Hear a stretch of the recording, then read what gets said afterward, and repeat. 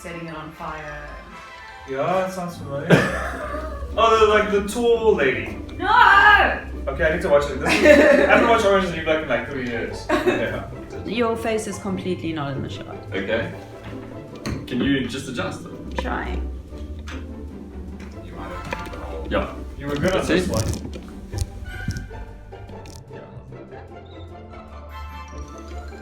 How about now? Yay! Okay, cool. It's still like it's close, eh? It's still recording. No. Oh, it is. No, it's not. Please use that. Yeah. No, Cool. Okay, so hello and welcome to Bleed, the show about advertising and more, with myself, Ryan Whyte. We've got Jacque Moodley in the house and Rekso Le Hond. What up? Got it right. Okay, cool. So I'm Ryan Whyte. I'm a graduate of the AAA School of Advertising, where I studied visual communication, and yeah, I specialized in graphic design. We've got Jacque Moodley in the house. Also a graduate of AAA, represent, and I studied art direction, visual communication, specializing in art direction. I studied with Ryan, although he was a year ahead of me, and now we're mates eventually. Also beat maker though. Also beat making, MC. also rapping, also sometimes design. Yeah. Pretty much, that's it. Sweet. The total package, ladies. And we've got Rekso Le Hond Hi. on the show today, aka Kyle. Yes, aka Carl. That's my Illustrator. birth name. Illustrator, graffiti artist at my core. Also a graduate. I did get a degree from Design Center, surprisingly. Study multimedia. And yeah, I'm a tattoo artist now. So yeah. Sweet. I've also just got written in my note here, Vandal as well. Leave that in the past. Yes. We can edit that out. No, keep that in. Do we need to blur your face now when you mention graffiti? Only when you mention Rekso. When you say Carl, you can Okay, I'll just keep moving it. Okay, sweet. So yeah. the first question we've got today is, what got you interested in the creative field? So like growing up. Yeah. So look, I've been drawing and doing art my whole life. I can remember as early as like grade 1. I don't know what they call it. I think they still call it grade 1. I don't know. Yeah. But that's my earliest earliest memory of drawing and actually getting into it. And then throughout my high school and primary school and high school, I was really into art, and my parents always pushed me towards that. I could say through high school I got a good influence from some strong teachers. They kind of guided me within, they kind of let me do my own thing, which is probably not the best idea for them, because I just stuck to drawing. That's like all I did. I didn't learn how to paint. I just stuck to pen and pencil, and that kind of, that pushed me towards getting a bursary to go to Design Center, and that's why I studied multimedia. It was kind of a weird thing to get into because I wasn't really versed in digital or anything like that. I was just kind of like, I want to do something creative, and multimedia kind of just fell in my lap, and then And how did you put down the pencil and pick up the spray paint can? That was probably in high school. I started messing around with spray cans. A few of my friends were kind of naughty guys, and one of them just pulled out a can one day and started spraying in his room, my friend Barry, and then we all kind of just, we were smoking joints and we were like getting up to shits. Nice. So then we were all artists, which was cool, and we were all drawing stuff like, and then we started stealing spray cans from hardware stores, sorry mom,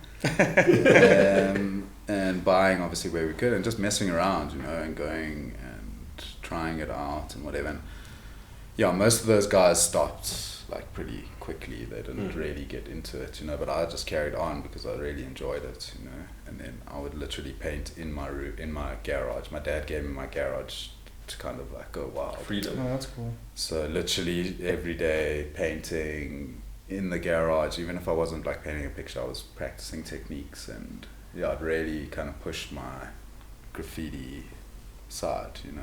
So that kind of got me in. Once I realized that I could take a drawing and put it on a wall, like that was a real like motivation for me. Yeah. It was like I can actually do something with my drawings now, you know. That's cool. Man. So yeah. Sweet. I mean, I suppose having a crew is also a cool thing. Yeah, So yeah, like- it pushes you, and or you kind of feel like if he's doing it, it's fine yeah. if I do it. A support system. Yeah, exactly. Yeah. Exactly. And you know, we're always together, and we're Yeah. always like up to shit, you know. So skateboarding Yeah. and that sort of stuff. Kind of goes hand in hand.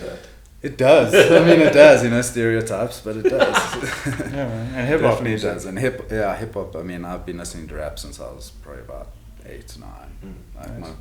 through skateboarding, like we started skating really young, and my friends' older brothers were very into hip hop and stuff, Yeah. and they would show us skate videos, and they would have this music, and then we would go try to find the song. music that we heard, you know, and that, Before Shazam. oh yeah, it was was fucking- literally in CD warehouse or I love you know, CD yeah, Mm. like we had cassettes that we would make and burn CDs, and you know, it's old school. Yeah, the stuff. tissue, the cassette with the tissue and the tape. Yeah. I mean, my first introduction to rap was my brother bought me a tape of Crisscross.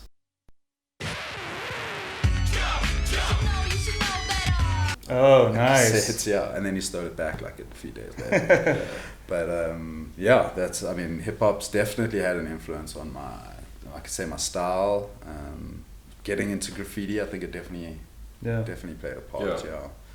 So Yeah, I suppose the cool thing with that is, so like, just speaking from my own experience, being into drawing, that for me was very much an inward thing, and it's something that you do by yourself in isolation, and you like just sketch and you doodle. Like I never really had that, you know, like a few mates who were also into drawing, and I suppose, I don't know, if like being part of like a crew and you like go and tag and do all that stuff, if that's like how you say, like you say, like you inspire each other and you can like feed off the energy, 100%. and then it becomes a bit more outward and Yeah. a bit more like acceptable, you know. Yeah, and you feel a bit more comfortable doing it. Yeah. And no, definitely like having people around that do the same thing is definitely gives you that motivation to almost like maybe be as good as them, or show them how good you can also be, or you know how cool your drawing is, or how cool theirs, and that makes you want to be as good as them. Or so it is it's like a natural creative process. It's not forced. Without being like too highbrow, because that's one of my things with art. It's for me it's enough to just like creatively express, you know, through painting and whatever. But I think there's like a little bit of a snobbery with art, and it's a barrier to entry. So that was 100%. like my way of, so that's why I didn't want to study fine arts. I was like, Myself, it's just such a thing where you actually have to be connected. Your uncle has to know certain people if you want to make it. Yeah, 100%. Or otherwise you struggle for 5 years and you only reap the rewards like later if you don't have those connections. And If you even reap those rewards, you know, like, massive or you gamble. become an art teacher or something. I'm not just, I love art teachers, but I'm just saying it's like you have this big vision of something, of being this artist. So that's why I kind of rejected fine arts. Yeah. You know, I rejected the whole, you have to go to school and paint a certain way, and that's why I think I fell in love with graffiti, is because there's no real rules. I mean, there's technique and stuff like that, but there's no real, like, you don't have to abide by a certain style or a certain, you know, you don't have to have connections. It's just you and the wall. Yeah. And then you connect to the people who are seeing it, you know. So for me, I think it's far more suited towards me, you know, like going and studying fine arts. I think now in hindsight it would help my techniques, obviously, and my, like, I've taught myself most of the things I know. So it's, I think having someone say like, no, you should do that or whatever would have helped. Yeah. But I'm also happy I didn't. For sure. You know. I think it's just that lower barrier to entry, you know, where you don't have to go through, you can, like you say, it's just you and the wall and you just freaking go. Yeah, and it's up to you on how good you get and what you bring to it. You know. But it's quite interesting because you obviously had a career in advertising as well, and you'd still have this like almost alter ego where you'd be doing graffiti, on the I side. guess simultaneously. Like obviously you got more I don't know how, well, you can let me know, but like I find like doing these other projects, like I'm doing my adverts during the day, but at night, like let's say I'm making a beat or whatever, Yeah. it's so much more fulfilling. So much more. So like, I don't Because know. that's you. That's what you really want to do. I mean, getting involved in a job like advertising, you give yourself to. It doesn't always fulfill you the same way as you going, cool, I want to make a beat, and Yeah. you go and you spend the time making it. Like you have to almost have a balance of your passion plus dealing. It's a job. Yeah. You know, so it's You not have to always separate going to it. be like what you want to do. So for me, it's important as a creative to have those things like making beats or whatever it is, horse riding, whatever you Yeah. want to Yeah. do. Like you need to have those things to keep a level of your own creativity. Yeah, crochet. Whatever.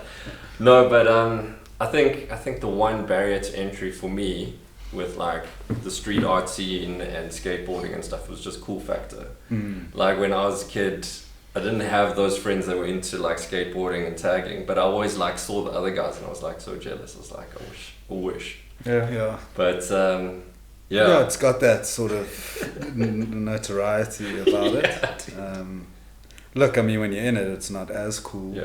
Like, cool because you get to know some people. Just like anything, you know, you get used to it in a sense. Yeah. So something that I'm used to might be wow factor to someone else. So, I mean, and I appreciate that. That's why I feel like I'm lucky to be a part of that. You know. I think guys look at you now, right, and they go, shit, that guy's cool now. Maybe. Eventually. Yeah. But listen, it got to the point where before you guys met, you and Tony, Yeah. I was like, dude, I really want to skate. And I think I told you. By the way, Tony's off camera here. Tony What's up, is Tony? Carl's girlfriend. Tonique. And I was like, I need to get a skateboard. Like, I'm just like having a really hectic time at work. It was like such a dark time at work. And I was like, I need something. Always wanted to skate. I just need something bright and colorful.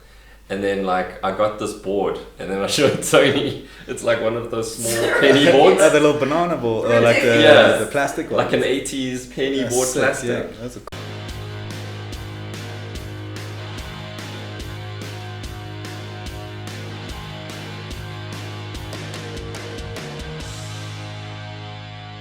And it was like multicolored, and I was just like, "Hey, what do you think?" And you were like, "If street cred was your thing that you wanted to get, this is not going to cut it." Venice Beach I street rode cred. that skateboard in Norwood and in these shoes. Yeah. In my heels. Yeah, But I also think like it was a lot harder for people to get into skating and graffiti and stuff like 10 years ago, 15 years ago than it is now. You know, when we were skating, it was like hard to get boards. And we had an older generation influencing us too, so they kind of schooled us on stuff. I'm not so sure I would have gotten into the same stuff if I didn't have the friends I had, you know. So I also played football for a long time, so I was under 16, under 17, like really like played districts and club football, and I was really into that until skating really took over, and I thought I'd be a pro skater one day, and I didn't have that. But those are the thoughts you have, and you let go of some things, and you take on some things, you know. Or maybe later you're like, it's not too late, get yourself a penny board. Exactly. No, I showed my friends, and they were like, did you get that for your niece? Is that your niece's board? I was like, yeah. It's like, Unfriend. When you got your knee pads on. What about you, Falcon? Yeah, I never got into skateboarding, but the graffiti really appealed to me, and I tried my hand at like doing some things. But I got more into stencils. Yeah. So I was like, okay, if I can, because I wasn't really good, like my technique, obviously I wasn't like really practicing spray painting, but then I could like draw what I wanted and make like little cool stencils. And I had a rap group called the Cynics. Yeah. SCYNIX, which we thought was quite smart. And yeah, I mean, by my high school, Bracken High, shout out to Bracken High, there's a lot of little Cynics tags. Yeah. And my rap name is Falcone, so I started like tagging Falcone, and my group mate was Minus, so it was like F and M. So I tag F and M everywhere. Sick, yeah. And I really got into the graffiti stuff. I'm not so good at like spray painting, but I like just the culture of it. And I remember there was a documentary on ETV with Mantis and Sky 189. Solo One. Yeah, Solo One, exactly. Those guys from Cape Town. I was like, fuck, that's so cool. Very and that really influenced my style of like graffiti, which turned into a little bit of graphic design. Okay, cool. And then when like I think the worlds merged, where I was like into graffiti, into hip hop, and then the advertising school approached me and they were like, hey, you can like design and draw and get paid. I was like, fuck yeah. And a creative outlet where you can make money. Exactly, and like I just get to draw shit. Like instead of drawing my textbooks, I could draw. Well, that's how they sell you. That's how exactly. You can come draw shit, and then you get there, you're like, I'm drawing your shit. It's not a lot of freedom here. Thought I'd be drawing cool like throw ups or whatever the fuck. Yeah. But that's actually the best part now is now that you've done the graffiti side, you actually kept it through. So throughout high school, then you studied, you were still practicing. Make that sound like you're a doctor or something. You still practicing. You opened your practice, and then you got into advertising. And were you doing like? Yeah. Well, so I can say I really got serious about graffiti during college and stuff, like really getting into it and painting all the time and stuff. But then after college, I got my first job, which I worked for Soviet Jeans. So I was applying for a job. I didn't even know what I was doing. I was like, what am I going to do, whatever. So I applied for this job for the marketing team there and got it. So I worked with them for 2 years, and it was a little bit of an eye-opener to the industry, because I thought I was coming in to design cool clothing and all that stuff, which I did, but I was also part of the actual marketing team, so I was doing the billboards and all that sort of stuff. So that was a cool introduction into what I was going to be doing for the rest of my life. And then all at the same time I was doing graffiti and drawing all the time, trying to develop my own style and whatever. And then that ended. I got retrenched from there. I don't know if they were going through trouble, they just didn't like me. But that's when I was in like what am I gonna do? I don't know if I want to do advertising. So I'd just gotten a tattoo from this guy Brent Gowdy, and I just heard that he'd opened up for taking apprenticeships. So I was in between jobs. I didn't know what I was doing, so I was like, fuck it, let me, I've always wanted to tattoo. I've loved tattoos and I love the culture and whatever. So let me go see what it's about. Not knowing anything really. I ended up against my parents' best wishes, obviously, because I just done college, got a job, and now you're gonna fucking throw all of that away. And so I just went for it, and I had to like literally drive to Germiston from my place in Bulgaria every day and learn from Brent and understand how tattooing works, and that carried on for a couple of years. Eventually got to a point where he didn't have a shop. Things were going up and down for him at that moment, and then he was working out of his house, and I just didn't have any opportunities to now start tattooing. So I went and worked with one of our mutual friends in Melville, and let's just say it wasn't a good environment to be in as someone who's wanting to grow and become something as an artist. There was like a lot of things going on there.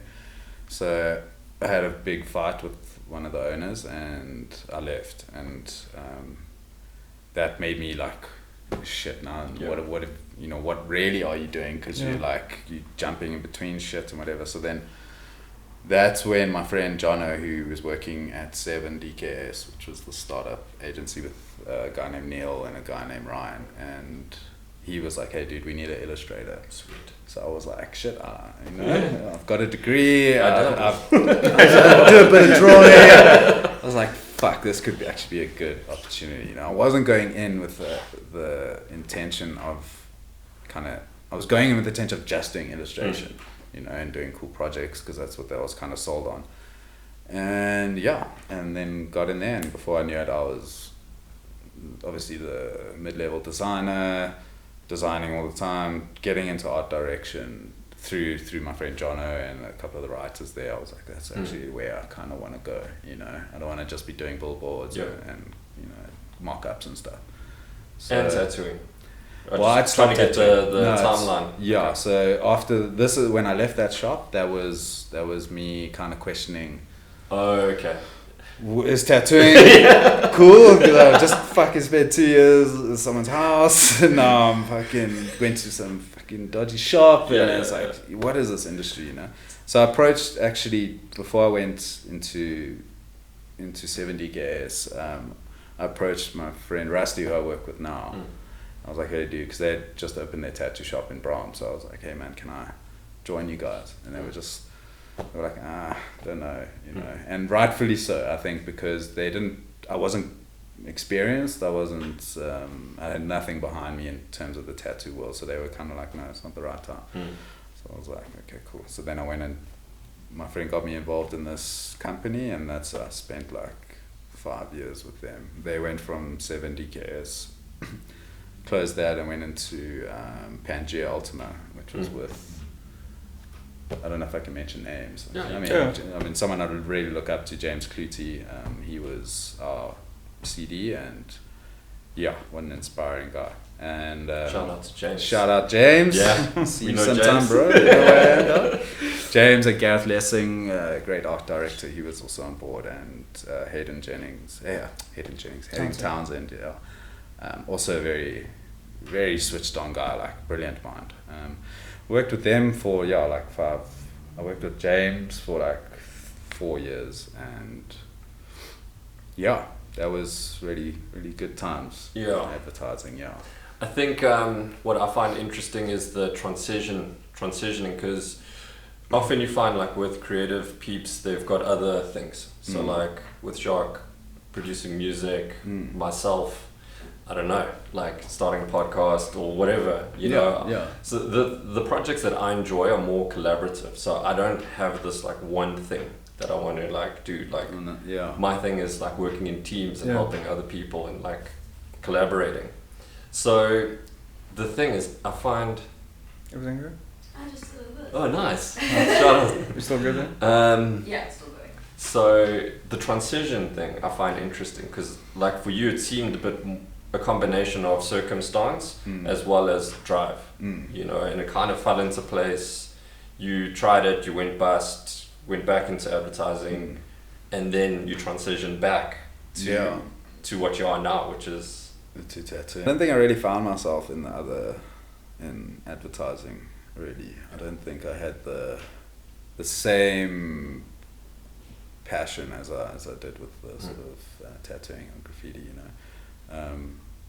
Not to say I wasn't passionate about it, but it's just a whole different world, you know. For me, advertising is like you built for it or you're not. I don't know, man. Like especially for people who are concentrate on the craft, like a designer who's a really good craftsman.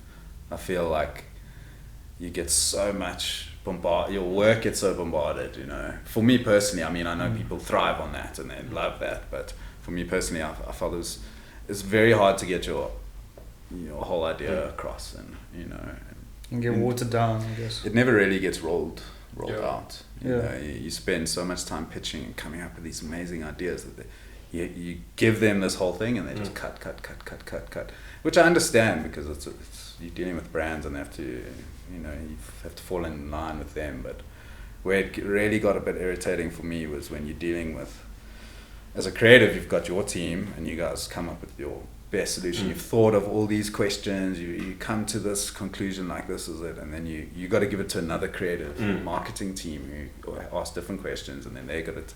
It's just too many channels, very necessary channels, obviously, but I just felt like Jacque was saying, waters it down.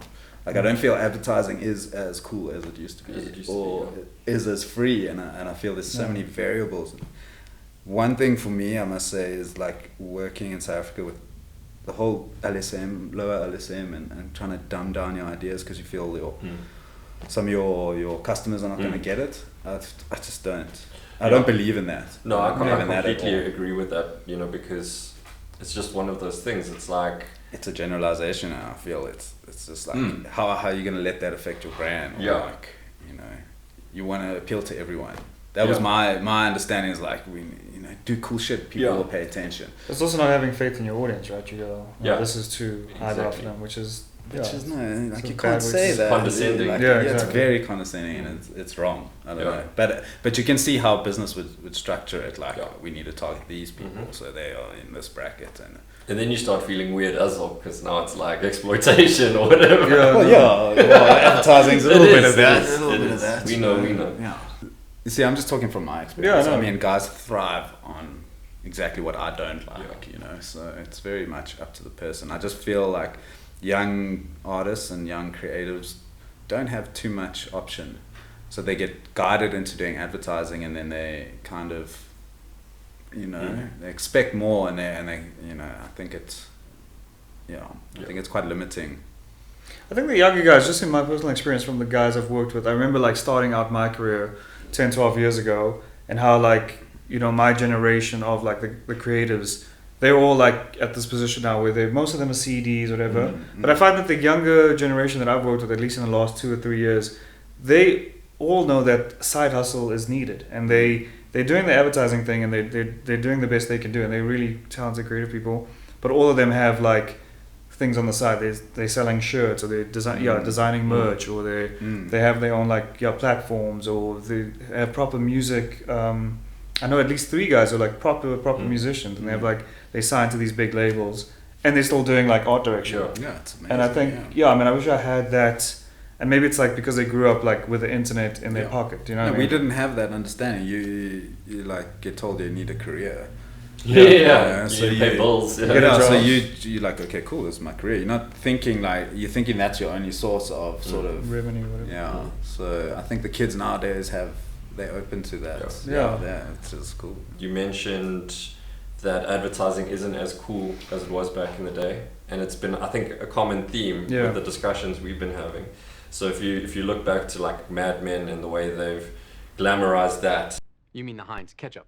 It's Heinz. It only means one thing. That's like a heyday of advertising where it's like, okay, cool. These guys are like in power suits, and they're going to the pitch, and the whiskey, they're like smoking during work and whiskey. Yeah. That's I think it was more like you come to the advertisers with your brand. Yes. And you're like, give it to them, They're and begging. begging to get an agency. And it was like, I'm trusting you guys. Yeah. You guys are the professionals, Yeah. and I think that's been completely taken. Yeah. So guys with the money call the shots now.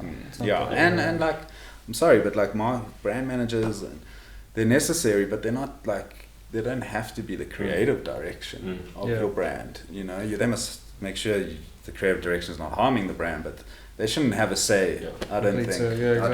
I personally don't think so, because dealing with them, they're always just the barricade. Yeah.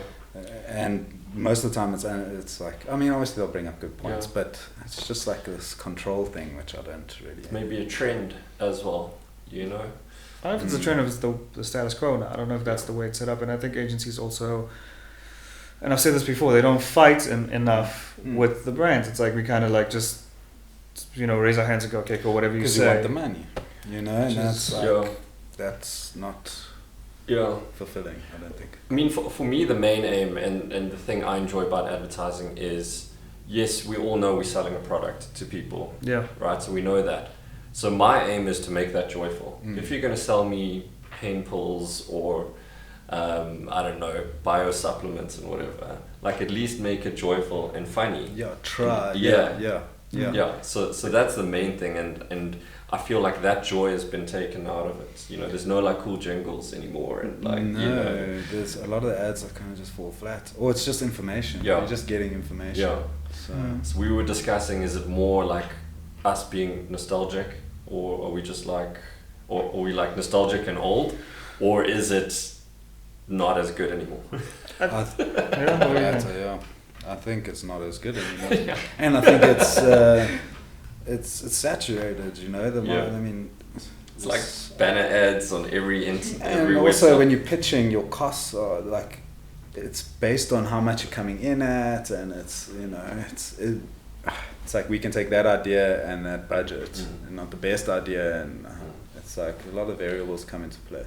There's a lot of channels that you have to go through, like you mentioned, and I think I don't know if you've experienced this, but I think what I find interesting now is CMs are actually have bigger say now with social media.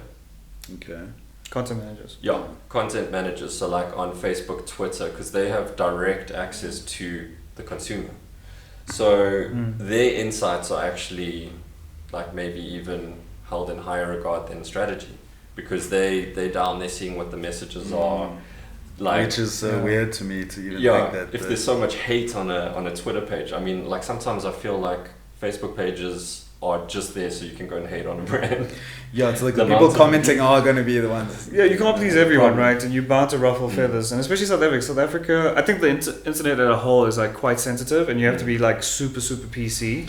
But South Africa also, man, is like quite a, I guess, yeah, it's quite a concentrated pool of like people who can get offended easily, and like as a brand, you can't afford to take chances because as soon as like you say, and there's constant examples of that. But it's also like you know, you can be very creative without being offensive. Yeah. You know, you don't always have to try and ruffle some feathers or be like, if your brand's honest and stuff, you shouldn't have to worry about being racist or saying something that is going to offend someone. Well, or sometimes you want to, you know, like people used to want to poke a bit of fun. have a little bit of a laugh, but like you say, there aren't very many brands that do that. It's tough now. I mean, Nando's used to be like that. Yeah, so even they. No. I mean, they've watered down their sort of approach. I mean, it's still good, but it's just whatever agency they were, I guess. Yeah, but I find like cancel culture will shut a brand down. Like if we look at what's happened with clicks and all that. But then maybe it's about being just trying to be more joyful and humorous exactly, than trying to be political or you know, have a serious message, you know, because a lot of the time your product's not saving the fucking world, so have fun with it, you know. Exactly. You want people to remember your products, you know. It's like what Coke do so well. I don't know, I haven't been paying attention to them the last few years, but their old adverts are really good because they were, you know, bringing people together. They create a smile. It's all about happiness. And I think that that's still the strategy more or less. Yeah, exactly, and it works. Bring people together and share a good time. Yeah, and it's simple. I mean, obviously the brands are different, but it just, like I say, I think a little bit boring nowadays. Maybe a bit more PC. You gotta like, you know, what whose toes you're standing on. Yeah, maybe it's because nobody like stands for something, right? Like none of the brands have like a. I think the brands that you know like really represent an ideal or whatever. Those are the ones that stand out, but all the other ones are kind of like same. Yeah, they just want to be. They don't want to stand out for any specific reason, maybe. Or stand up. Yeah, or have actually something to say. You know. Yeah, I mean, you won't hear brands speaking out about issues like cancel culture and stuff like that. They'll defend themselves like, oh, sorry, this wasn't our fault. They'll apologize, but you know. It's my favorite because with that kind of stuff, then you need to craft an apology, you need to get a PR team involved, or just blame the juniors. You need a campaign around saying sorry. Exactly. It's just like it's too much. Yeah. It's too much.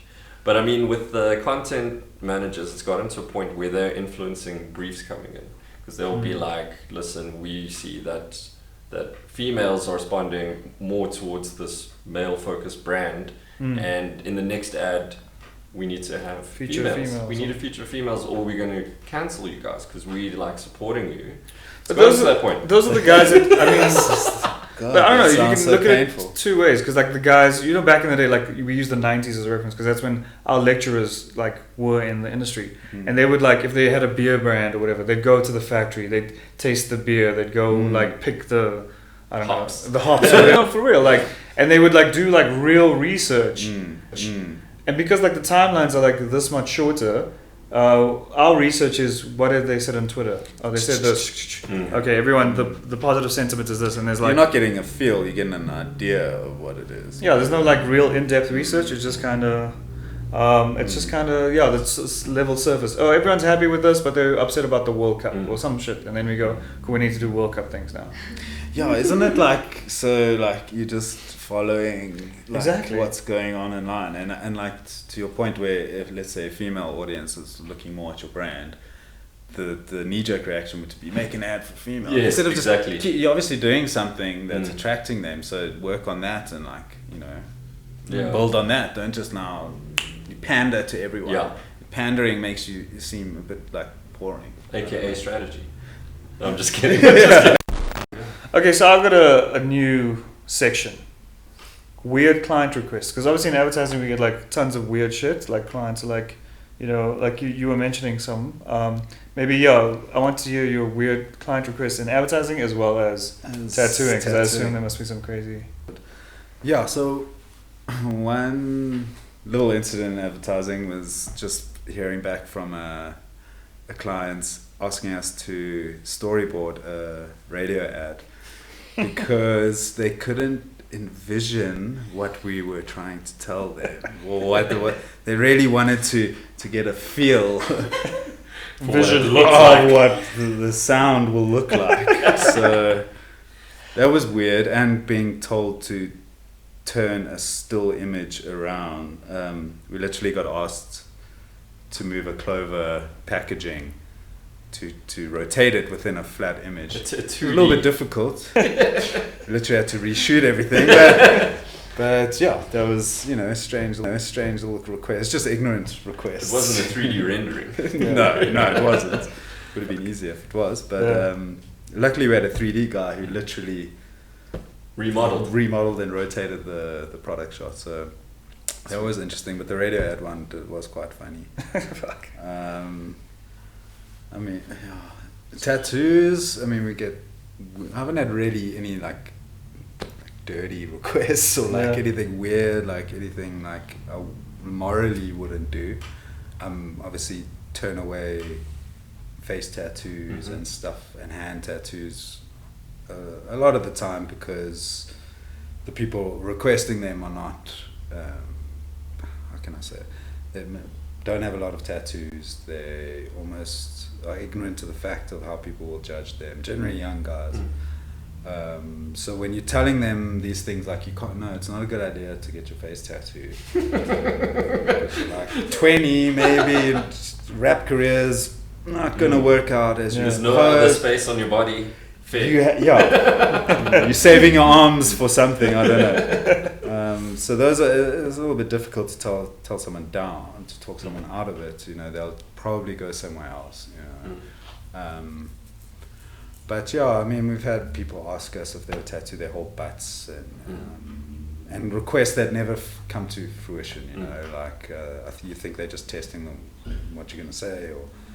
But no, we've had like some weird clients. I did have a client. I don't know if I should even tell this story. I had this girl come in, right, and for a walk-in tattoo, and she wanted like a little mountain, like these simple outline things. So I was like, cool, yeah, let's do it, and then get everything. So everything's fine. This chick's completely normal.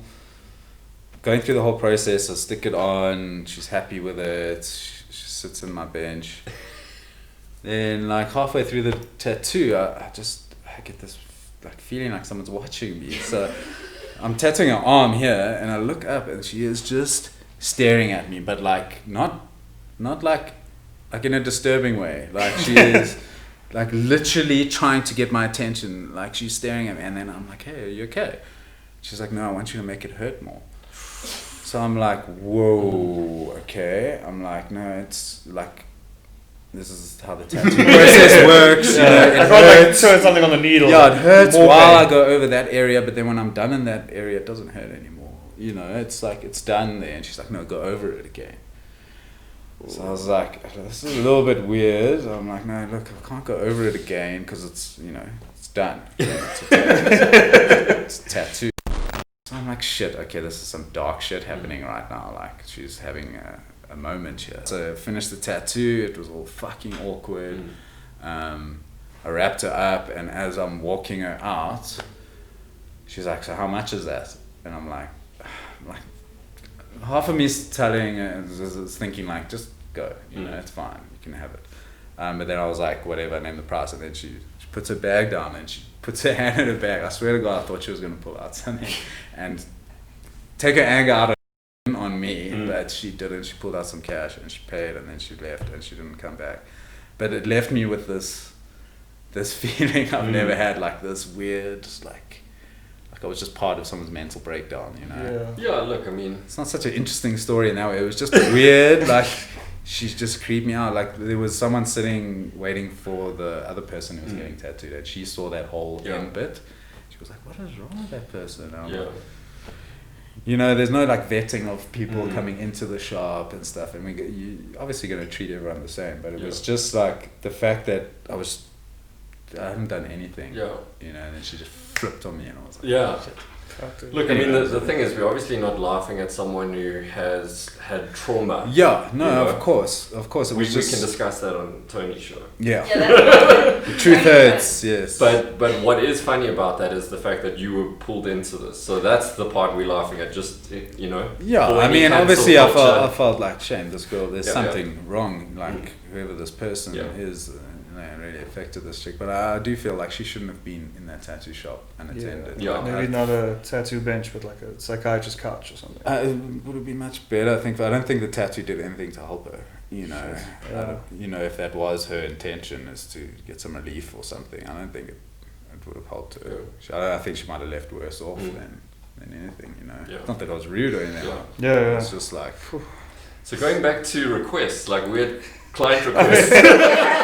Okay, yeah. No, but I think that is like hurt me. Like as a tattoo artist, Yeah. you don't want that to be a request ever. No, because you're constantly worrying that you're not hurting, or Yeah. that this person's going to be able to get through the tattoo, Yeah. and you're constantly encouraging them, and you know, so for someone to be Yeah.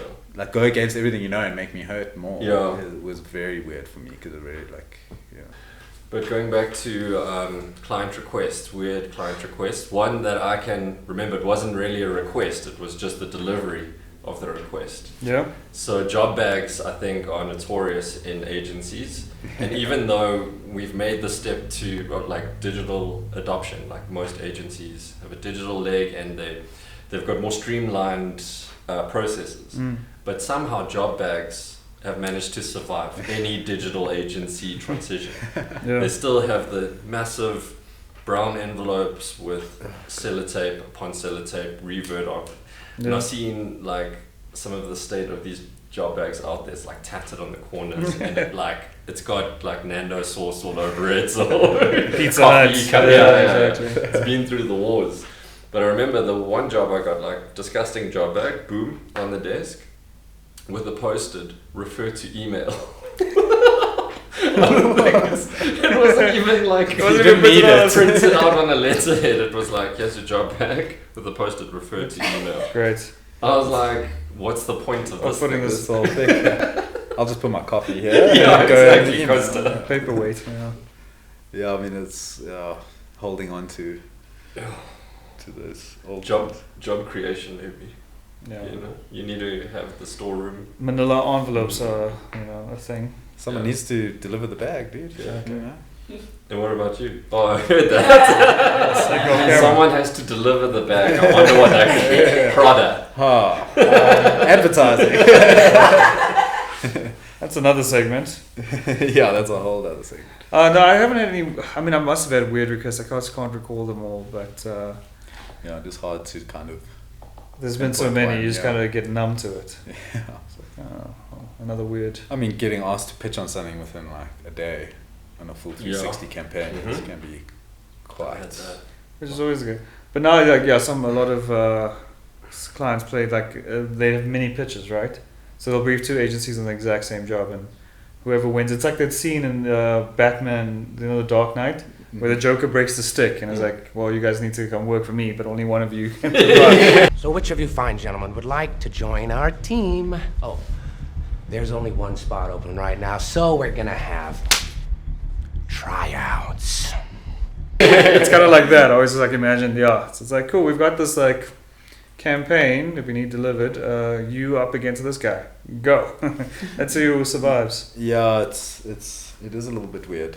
Yeah. There's they create a competitiveness. Where, Dance monkeys. Yeah, it's almost like it might stifle your creativity a little bit, don't you think? Well, Being in competitive. their mind, it's like, I'm pushing them.